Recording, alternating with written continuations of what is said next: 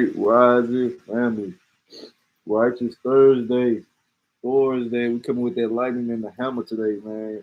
Trying to go all love into the Tahudu natural power of the plasma in our bodies, man. Salute the ones that came before us, the ones that come through us, and the ones that will follow. We give thanks and praise for the life, the essence, and the purity of the knowledge that we tapping into. This is a book called From the Browder Files. We're reading chapter 2, The Mother of Mankind. The book is by Anthony T. Browder. You can find him at IKG Cultural Resource Center in Washington, D.C.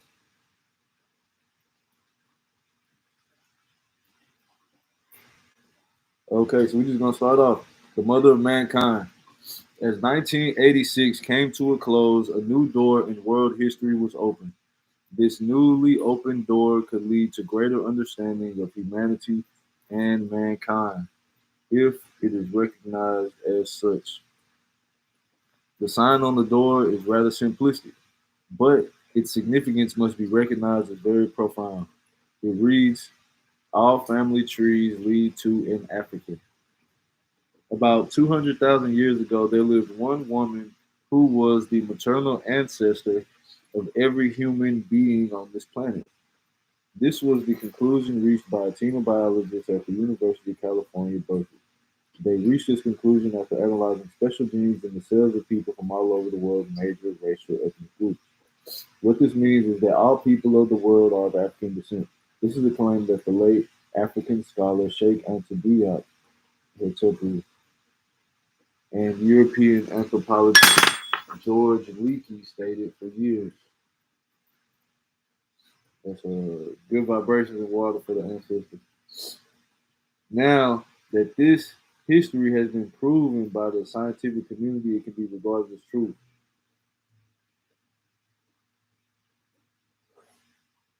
The truth is that the first humans came to the Great Lakes regions of Central Africa. From there, they migrated to all four corners of the earth and evolved into various races of mankind. The term human can be divided into two basic words, hu and man. This literally means man from the humans. This literally means man from the humus, humus, meaning soil, the earth. A fancy way of saying black man or man of hue. Mankind is composed of the words man and kind, which describes the kinds of man that evolved from humans. So he separated human into human man, meaning the hue, color, texture, complexion, and then man being the being, the man, so forth. Basically, hue, all hues come from black, so he's saying black man. And then mankind, he also separates human from mankind. Mankind are kinds of men that evolved from human. So forth, he project, he puts forth.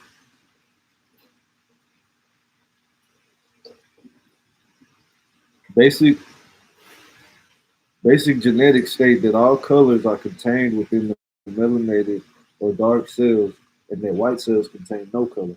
Simply put, it is possible for a race of brown, yellow, and white people to be produced from the cells of black people, but it is impossible for a race of black people to be produced from the cells of brown, yellow, or white races of people.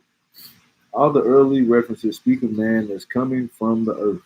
Adam, the biblical first man, is a word which means man of the earth. Adamah. The original name for Egypt was Kemet, which means people of the black land. Kemet means the black land. Kemetiu is people of the black land. The ancient Kemetian word Africa literally meant the Kemetian word African. So after he puts forth his Kemetian word, it means birthplace of humanity. And it does a whole beautiful artwork. Yeah, yeah, yeah, yeah. Oh, okay, this is by Malcolm Aaron again.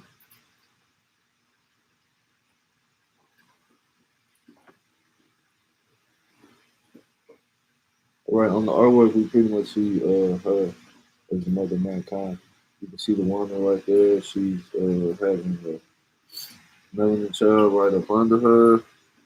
Then there's an Indian child with straight hair over there. We can say the video and so forth. Got an Asian baby and a Caucasian baby. They all the babies coming out of her vines on the earth. The lotus on the head and the band. Got my some braids, stars in the braids. As the late as late as the mid 1600s, the entire continent of Africa was called Ethiopia, a Greek word which meant sunburnt or dark-skinned people. Ethiopia, Ethiops. We'll do the etymology in a minute. This definition gives new meaning to Psalm 68:31.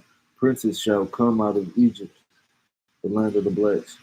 Ethiopia, the land of the sunburnt people. And so it says, princes shall come out of Egypt, so Ethiopia, and stretch and shall stretch her hands unto God. Science has now proven that an African woman has stretched forth her hands unto the world. The question is often asked, if the first humans originated in Africa and all other people descended from African source, how did the different races of people evolve? The late Senegalese scientist Sheikh Anta Diop discussed this phenomenon in his book, The Cultural Unity of Black Africa. He explained that as Africans migrated down the Nile, out of Africa, and into Europe, populating various regions of the world, they experienced profound physical and psychological changes as a result of changes in climate and environment. These physical changes evolved over thousands of years. For example, people in a warm tropical environment, skin cells are darker. Okay, here we go. These physical changes evolved over thousands of years. For example, in a warm tropical environment, skin cells are darker to protect the body from the harmful ultraviolet rays of the sun. Hair is naturally curly and short uh, to cool the scalp and protect the brain from overheating. Noses and lips are broad to take in the warm, humid air. However, in a cold environment where there's less sunlight, skin cells become lighter in color. Since the sun's rays are blocked by heavy clothing and worn to protect the body from cold weather, the skin becomes even lighter. Hair is straight and long to insulate the body from the cold. Noses are pointed and thin because cold air must be warmed in the nostrils before entering the lungs. In the South, the abundance of warmth and sunlight produced a very broad selection of food. Inhabitants saw the creator of the universe as a generous being and an ally of man. Life in this type of environment was much more conducive to the development of a higher civilization and society. In cold climatic conditions, people saw nature and the environment as enemies to be fought and conquered on a regular basis. They were forced to protect themselves from cold weather, wild animals, and sometimes each other. The children of the sun in Africa developed a great affinity toward life and their creator, while the ice people living in caves in northern Europe felt the creative force was something far removed from them. Diop's theory explains that the basic differences between people of the northern and southern regions. He spoke of cultural unity binding all Africans together. Since all people are descendants of the original humans of Africa, there must also exist a cultural bond between all people. Martin Luther King Jr. often spoke of a brotherhood of humanity. The true brotherhood cannot exist in the shadow of ignorance. Each year during Black History Month, we have a new truth which must be told as a part of our Black African American history. We now know our history is also a part of the entire world's history. This is a truth which we should not allow to slip through our fingers. We should hold this truth for all the world to see that we are all an African people. This indeed Black history. This is indeed Black history in its most significant form. In the fall. Okay, that's his article right there. Boom. And yeah, I would say that Diop's theory does put forth, a lot of energy and work on the front of Africa, Africa's contributions to the world. I think also that there uh, it's worthwhile to explore the indigenous connection that exists between all humans. Now, to identify as African in the 90s, I see that's where the conclusion had landed. 89 and 2000. His commentary may continue to speak on it. I don't get that wrong, but I would put forth that the evolution of the indigenous man, knowing that there are indigenous people here in America as well, with the mound builders, Paleolithic mound builders that could build the mounds. All the dark skinned peoples from Southeast America up to Northeast America into the western parts of the United States, down into Mexico with the Olmecs, Toltecs, in South America beyond the Incas and so forth. I think that the evidence is far too clear to show that the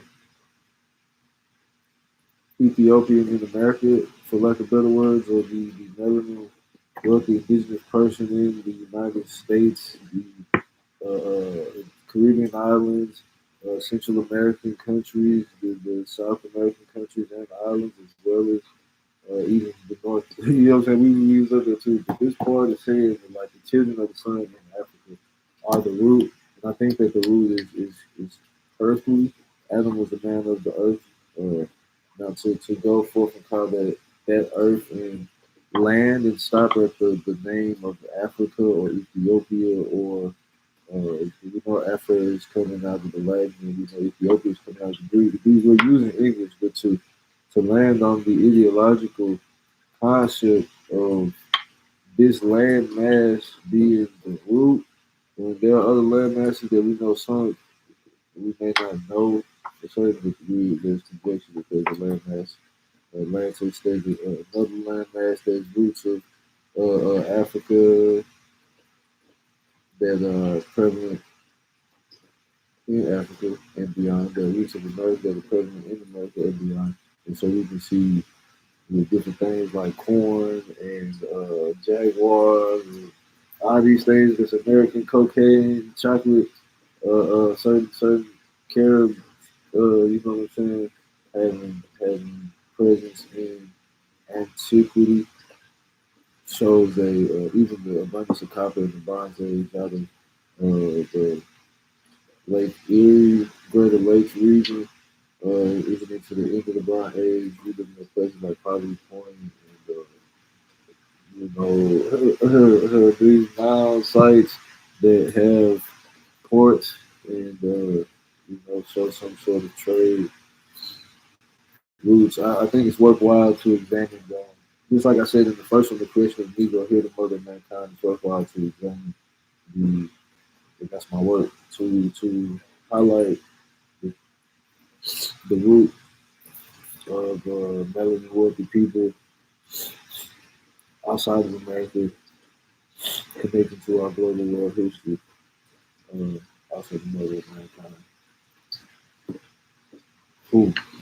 His commentary goes on to say, in the fall of 1997, a geologist found the oldest human footprints in a. Oh, okay. So I want to say also, there have been other.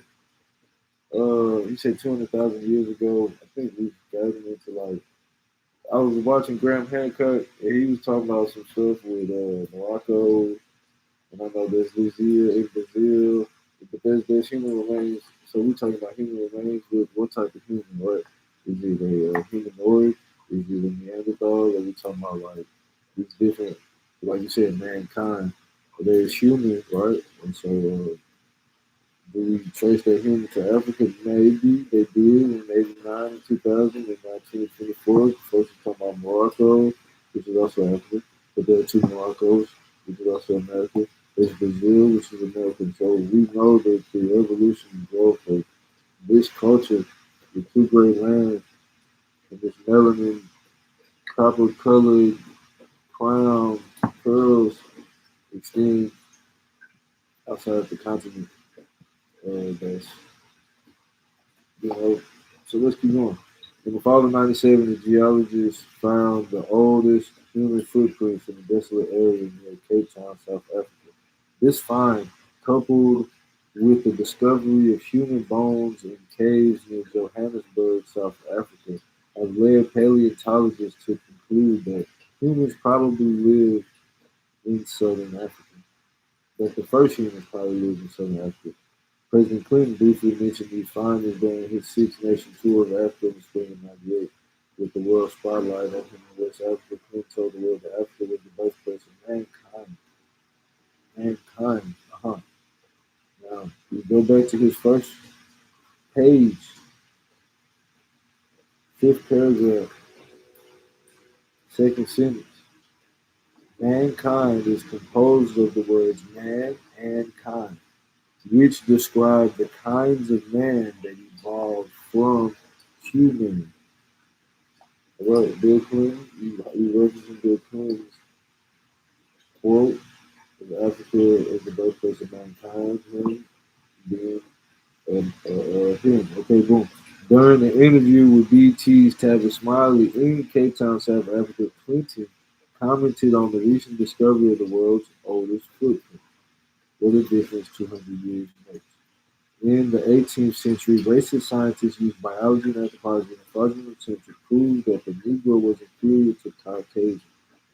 Politicians used their data to justify passing laws legalizing slavery, segregation, apartheid, and Jim Crow. But in the last quarter of the 20th century, scientists began stepping out of the shadow of their racist predecessors. They've revised their views of the African world, and a few politicians have been willing to publicly acknowledge their findings. So he's in this paragraph talking about um, the enemy using science, their sciences and publications and data to support the violations of humans. But in the last 25, 50 years, the scientists is the world from abundant in a little bit, they're like issues. They were making decisions, and in his view, putting Africa forward, and even some politicians who talking about Clinton. Okay, these are fun. All right. For this worthwhile, this is commentary between 89 and 2000, I respect. Every living creature has a natural affinity for its mother. Birds, bears, and human beings all share a common bond with the female who is their gateway into existence. Everybody got a baby bird. We come from a woman. It's time humans acknowledge the primacy of the African woman and show greater respect to all of her offspring. This would be the best Mother's Day gift a mother could ever receive.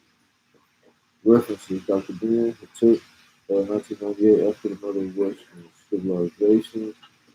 Baltimore, Dr. Ben Justice Document. Kentucky, we got Bruce Bynum, The African Unconscious. New York, 1999. The Sheikh Anta The Cultural Unity of Black Africa. London.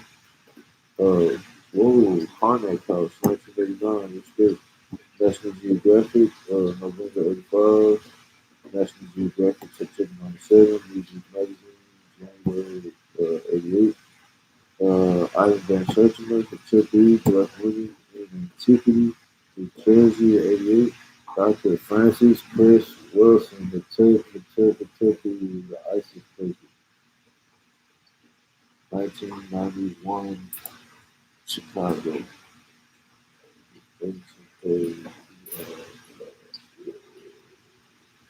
All right, we're going to catch up on this. Next time we are reading uh, On the Color Black. Thank y'all again for tuning in to this reading from the Browder Files. I would say check out IKG Cultural Resource Center. You can buy the book there on the website. It's in their shop. I want to say it's $20, and then that's $20 flat. They're gonna give you the tax and shipping and so forth. But the price is $20, $10 for the ebook version. Yeah, man, join in. We're gonna read this tomorrow. Get the notifications, subscribe if you're messing with the knowledge, the book, the going you love. This has the foundation of the first three, and after that, we really gonna get into some of some of the stuff they build on the foundation. You know, you build the pyramid. It's tough for you. Wow.